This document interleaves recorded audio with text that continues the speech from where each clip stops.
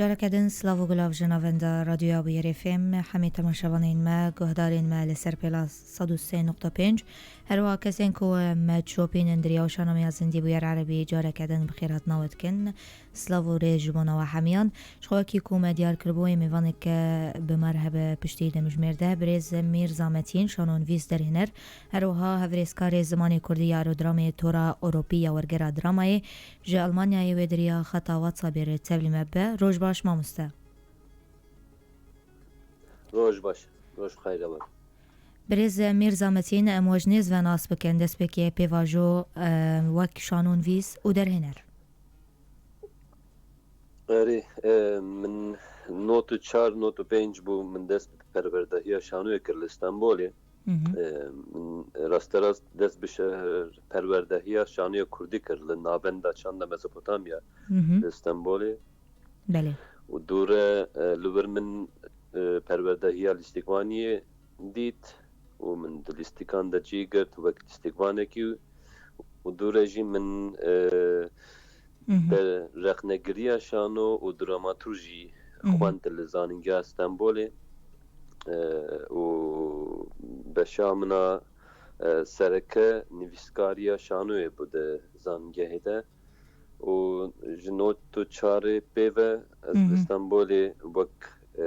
nivîskarê şanwê û derhêner û lîstikvan xebitîm heta 2017yan û ev du salin jî ez li Almanya dijîm li Almanya tevî şanwêyeka Almana xebitim ji bo wan lîstika dinivîsim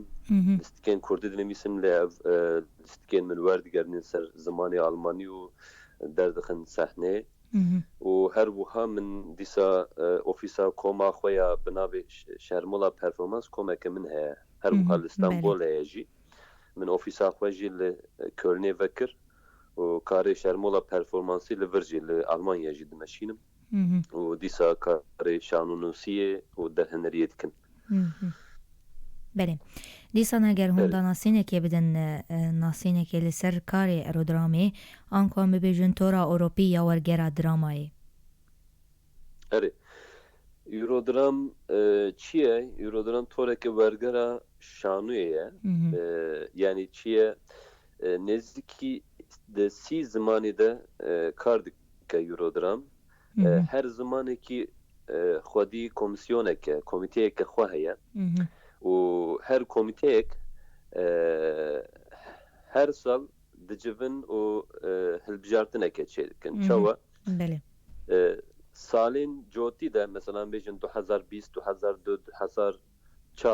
2022-2024 em bêjin di wan salan de ev komisyonana dicivin û bangewaziyeke diweşînin bo ku şanûnûsên ku di zimanê orijinalê de mesela komîteya Kurdî bangewazî kir ji bo şanûnûsên Kurd ku şanûnameyên kurmancî ku eger nivîsan dibin serlêdanê komisyonê bikin komisyona Eurodrama Kurdî bikin komisyona çi dike wan serlêdanan dinirxîne û piştre jî biryareke dide hilbijartineke çê dike sê heb deqê şanûyên hildibijêre û wan deqên şanûyê dişîne Eurodrama navnetewî Eurodrama navnetewî jî her sal civîneke mezin çê dike em bêjin berî 2 sala ez çûbûm Budapeştê li evkê li Macaristanê li wir civînekê çêbû û hemû koordinatorên zimanan hatibûn li wir û her koordinatorek her komisyonek hilbijartinên xwe li wir pêşkeş kirin û em bêjin komisyona Tirka komisyona Rûsa hatibûn ew hilbijartinên xwe pêşkeş kiribûn ewana jî sê heb şanûname hilbijartibûn û ev şanûnameya em bêjin kurta çîroka wan şanûnameya pêşkeş kiribûn û her wiha biyografiya şanûnûsan pêşkeş kiribûn û di wir de mesela em bêjin komisyoneke cuda em bêjin komisyona Fransî heger شانونامەیەکە بەعجبینە بخوازە دکارە وەرگەرنە سەر زمانێ خوا ئانژی پشتی وەرگەراندنێ دکارە پێشنیاری شانوەیەکە بکە لە فرانسان بێ شخۆمێ بەحساوان مژاران بکەن برێز میرزامەتین ئەمێ بەحسا وان خەڵان بکەن دخوازم وێ بزانێ بم کوچەوە تێکلی بۆرە چێبوون ئەزێ دووبارە ببێژم دەنگ و سا باشە بەێ دخوازم وێ بزانێ بم کوچەوە تێکلی بۆرە چێبوون ji بۆ دەرباسبوونا بەشێ کوردی دوتۆرە ئۆروپی یا ئەرۆدرامایی بەری بساڵان jî komisyona Kurdî komîteya Kurdî avakirinne hin kes ketine nav komîteyê de lê ev komîte çalak nebûye ji ber wê jî ji ber ku nexebitîne û berhewa bûye û berî vê sê salan jî li şanûnameyeke min bi Tirkî min nivîsandibû ew hatibû hilbijartin ji aliyê komîteya Tirka hatibû hilbijartin bûbû yekemîn دوێ derê de me hevdû nas kir min ji wan re got arast ez zêde Tirkî nanivîsim ez piraniya lîstikên min şanûnameyê min bi Kurdî ne li wê derê me hevdû nas kir piştî hevnasîna me salekê ji min re peyameke şandin gotin ku em dixwazin komisyona Kurdî ji nû ve ava bibe û em dixwazin tu jî bibî koordinatörê vê komisyonê û wê çaxê min jî qebûl kir û ez çûm lijneya ew civîna mezin ya Eurodramê li Budapeştê û her sal jî li bajarekî cuda çê dikin mesela îsal li Parîsê çêkirin sala werî jî li Madridê wê çê bikin û wisa gava ku min qebûl kir min komisyoneke ava kir min komisyonê çawa ava kir من mêze kir ji hevalên derdorên xwe min pers kir kî di warê şanûyê de baweyekî akademîk kar kiriye an jî kîjan nivîskar di heman demê de şanûnameyan jî dinivîse wisa min lêkolînek kir û lîsteyekî derxist li gorî wê lîsteyê min ji xwe re bi wan re ez ketim tekiliyê û min ji wan re pirs kir hinek ji wan qebûl kirin û 11 hebniha endamên komisyonê zimanê Kurdî hene û wedaxwaz kiriye ku hemû deqên belê dengê me baş dibihîze mamoste belê dixwazim endamên komîteya Kurdî nas bikim endamên wekî ne 11 kesin bawerim eger navên hebin wan bi me re parve bikin erê Berfîn Zenderlioğlu heye ev li Stenbolê dijî û ew jî derhîner û lîstikvan û dramaturg e ev jî ji zanîngeha Stenbolê mezûn bûye û ew jî bijin rexnegiriya şano û dramaturg jî xwendiye Çetoya Zedo heye ew jî li Stenbolê beşa rexnegiriya şanoyê û dramaturjiyê kuta kiriye ew jî şanûnûs û lêkolîner e her wiha kitêbeke Çetoya Zedo ser dîroka şanoya Kurdî jî heye Erdal Ceviz heye bi salan e li Stenbolê derhenerî dike destpêke ve notu yeka de şanoya Kurdî li Stenbolê li Tirkiye li Stenbolê destpê kir û Erdal Ceviz yek em bêjin kesên serekene ji wan deman û Helim Yusuf heye ji Rojavayê li Almanya dijî û nivîskar e romanûs û çîroknûs e her wiha di warê şanoyê de jî berheman dide û Hilmî Demirer heye însanekî pir zana û zanaye ew jî lîstikvan û werger e emlê wî jî dirêje gelek şanoyê re xebitiye ew jî li Stenbolê dijî Kawan Emir heye helbestvan û werger e li Amsterdamê dijî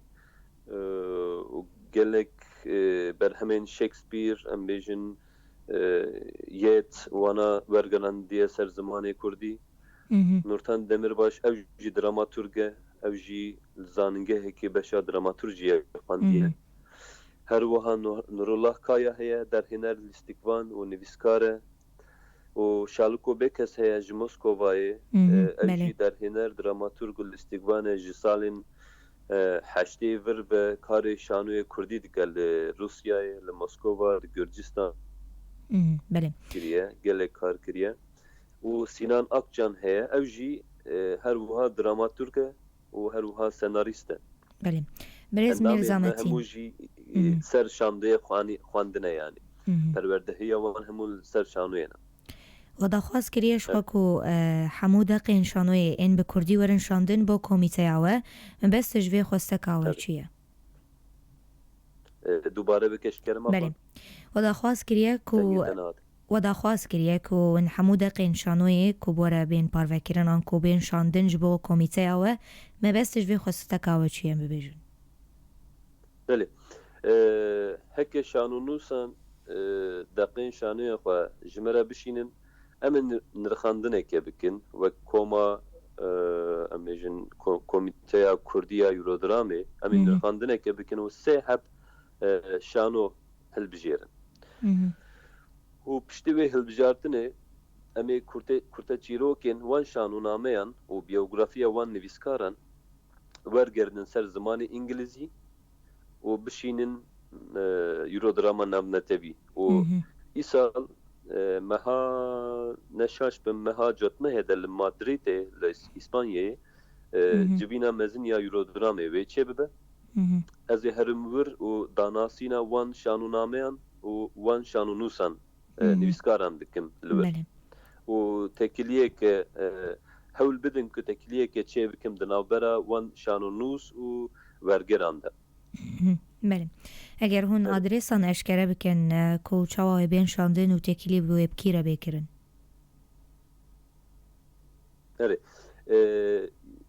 ئادرێسا ئەمەیلە me ئەپەیامە me eurodram@gmail û her wiha blokeke websayteke me heye Eurodram Kurdiş bi navê Eurodram Kurdiş eger Google bikin dikarin websayta me aras ne websayte bloga me bibînin û hemû agahî dikarin ser blogê bibînin û her wiha eurodram.org jî adresa malpera Eurodrama namneteviye کینە ئەو کۆمیتەیە کۆێ نرخاندنا وان دەقین شانۆیە بکەنن ببێژن و لەسەر چه ئەساسیژی لەسەر چ بسەکنن دە نرخاندنا خۆش بۆ دەقین شانۆیی وەکی من navê wan got ew berfîn çeto erdal ewana hemû 11 kesin binirxînin em 11 kesin wan şanûnameyan binirxînin û her endamek wê li gorî xwe binirxîne ez bêjim ez gava xwe binirxînim bawayekî dramaturjîk lê binêrim leheng çawa saz kiriye bûyer çawa saz kiriye nivîskar û em bêjim rastnivîs durist e yan nedurist e û mîzanpaja şanûnameyê durist e yan nedurist e gelek tişt hene em dinirxînin lê belê taybetiyek heye her endamek li gorî xwe dinirxîne û her endamek xwedî 6 puan e û wexta ku lîstikeke dixwîne dikare hemû 6 puana xwe puanên xwe bide lîstikekî jî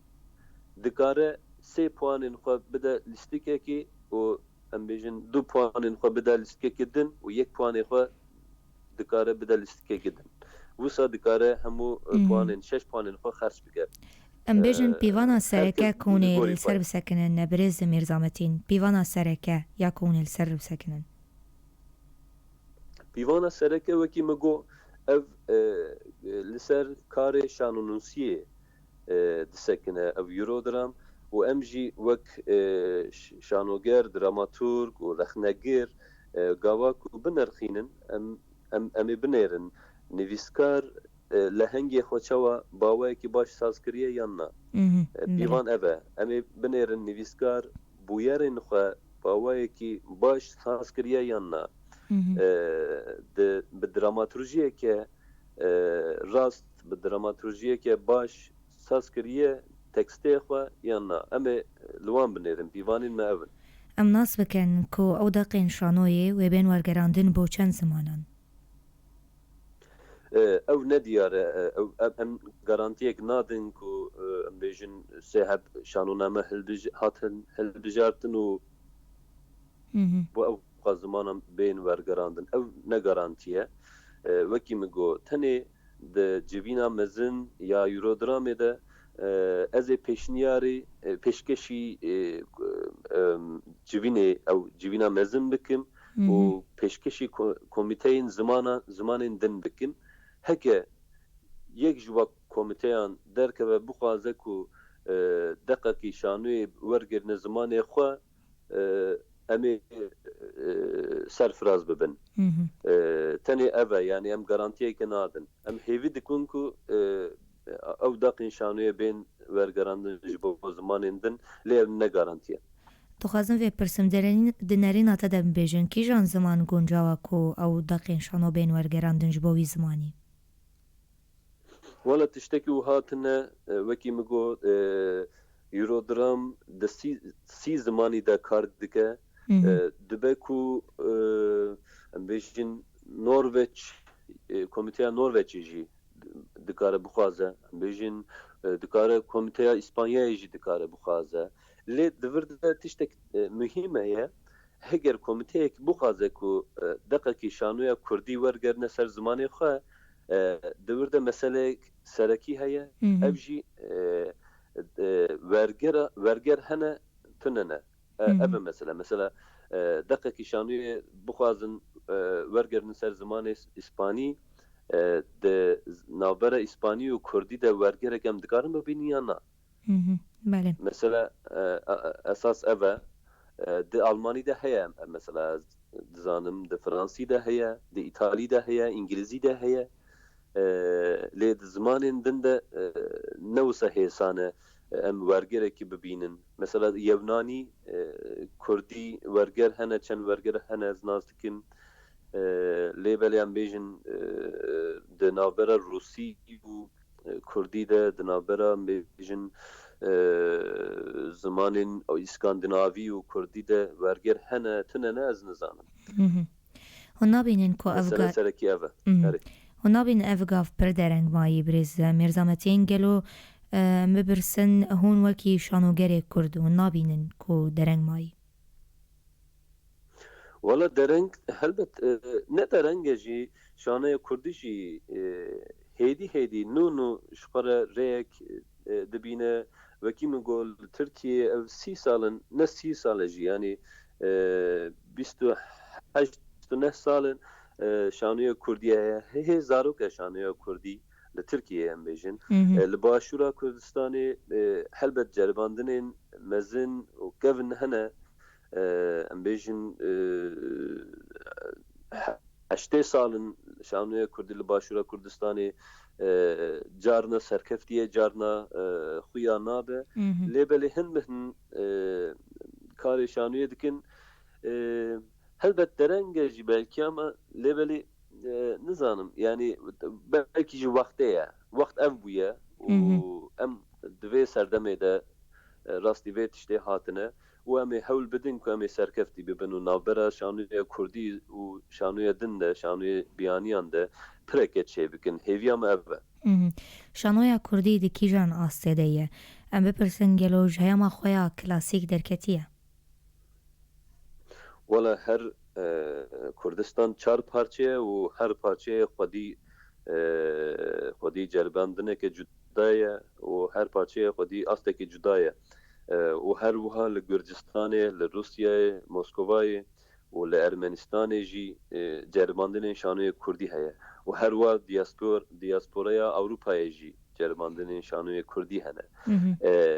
ji ber ku Kurdistan çar parçeye şanûya Kurdî jî bi rastî jî pir belav bûye û em nikarin hemû jî bînin ba hev û bi hev re binirxînin ji ber ku her şanûyek hinekî girêdayê siyasetê ye jî çawa girêdayê siyasetê ye mesela li Tirkiye gava serhildanê Kurda çêbû dest pê kir em bêjin salên heştî de PKK سەرهەڵدانێکی دا دەست پێکردن حتا ساڵên notî tiştek çê nebû diwarê çand kulturê de hunerê de lê belê piştî notî gel li Stenbolê navenda çanda Mezopotamya hat avakirin û navenda çanda Mezopotamya wek konservatwarek bû û tê de komên muzîkê hebû, komên şanû hebû, komên reqsê hebû, kovarên wêjeyî edebî hebûn û şoreşek biçûk şoreşekê bêjin hunerî çandî kulturî ya biçûk çêkirin li Tirkiyeyê ji ber wê jî hinekî girêdayî siyasetê ye jî siyaset rêv dike û hunermend ji xwe re qadên nû dibînin û diafirînin ji ber wê jî em nikarin yekcar bêjin şanûya Kurdî hatiye astekê wiha hatiye astekê wiha lê belê îro em hewl didin ku di navbera şanûya Kurdî û şanûya cîhanê de pirekê çê bikin ev nîşan dide ku di nav wan salan de mesela di nav 30 salan de şanûya Kurdî hatiye hêdî hatiye astekê lê belê li gorî şanûya cîhanî şanûyeke zarok e şanûya Kurdî şanûya cîhanê 2500 saliye û şanûya Kurda heme bêje tu zorê bidî 100 saliye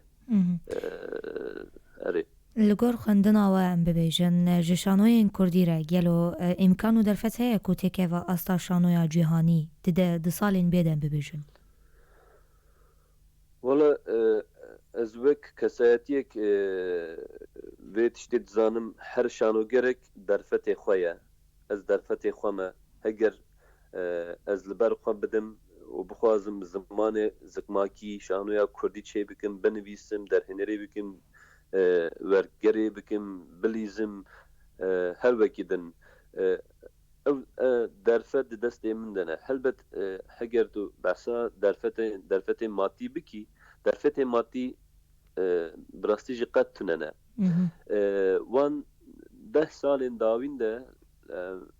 ez dikarim ceribandinên Tirkiyeyê bidim li Kurdistana Bakur gelek şarederî ketin destê Kurdan ew şarederiyan yek mesela şarederiya Amedê bû û şanûyeke bajarê vekirin û repertuara wan Kurdî bû ew mesela xwedî derfet bûn her sal derfetê matî dan wan ku ew lîstika çê bikin û derkevin pêşberî gel bi rastî jî karên baş çêkirin lê belê piştî hilbijartinan dîsa qayyûmekî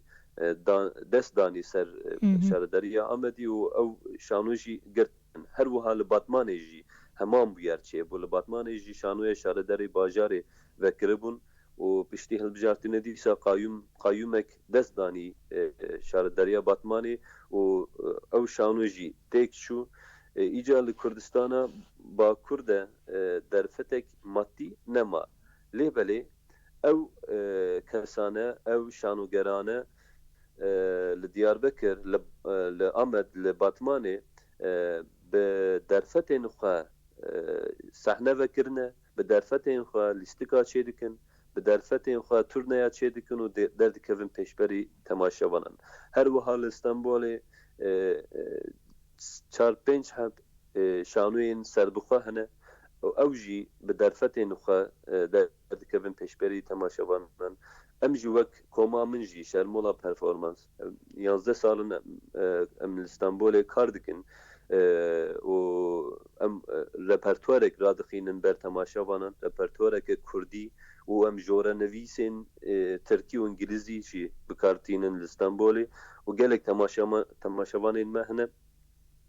û lê belê tu derfetek matî tune bi hewdana xwe bi hêza xwe bi armanca xwe em dixebitin bi baweriya xwe em dixebitin wisa çê dikin li Almanya derfet heye mesela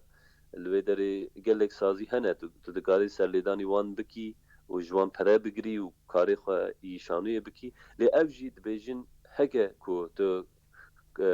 کاری خو آلمانی بکی از دکارم پره بدم ده لی وقتا کو بخوازی کاری کی کردی بکی تنیج بو کردی پره نادن یان دوید آلمانی شانویه که بکی دوید به دو زمانی به سه زمانی یعنی کردی آلمانی بیشن انگلیزی به هفره اگر تو شانویه که بکی و چاقی دیسا دکارم پره بده تنیج بو زمانی کردی پره نادن سپاسش بۆ وێ دەرفەتێ برێزم لباشورا کردستانی هند درفتنه دولتکی بیشن دولتکی پچوک هیا خسریک هیا البدری و خودی پرانشی او جی پیشگیری شانو گران دکن لی دوی هنکی مثلا نافنتوی بنرخینن مثلا شانوی جروشلاته جرو باکوره جرو جاوای ام بیشن جو ارمنستانه جو اروپای دوی وخوینن دعوت بکن کو فستیوال چه دکن هایا مجوان چنابه یعنی هایا شانوگران جی هفدتونه نزیده شانوگرن روجاوایی شانوگرن باکوری ناس ناکن این باکوری روجاوایی ناس ناکن ام بیشن این باشوری باکوری ناس ناکن تشتی مسئله امسکریکن وساجی هنه بی دولت اجبر بی دولت بونه بی دولت بون هیا اجبر ویجی بی درفتی هیا و شانوگر جی هفدو ناس ناکن زیده مسئله گلکن زۆر سپاسش بۆ وێ دەرفەتێ گوتنێک داویشتە ببیزم برێز میرزەمەت ولا گوتنێک منی داویتنە یعنی تەنێ دخوازم وێ هێویە بکن هێوی دکم کە یورادراما کوردی سەرکەفتی بە کۆمیتەیە یورۆدراما کوردی کارên سەرکەفتی چێ بکە و ئەو دەقین شانوێ هەلبژێرە و پێشنیاری یورۆدراما ناونەتەوی بکە و هێوی دکم کە کۆمیتەیên zimanên din jî hêvî dikim ew jî bixwazin ku şanûnameyên Kurdî wergirinin ser zimanên xwe û pireke çêbe di navbera şanûyê cihanê û Kurdî de hêviya me ev e û şanûnûsên rojavayî jî ji wan jî bangewazî dikim ji kerema xwe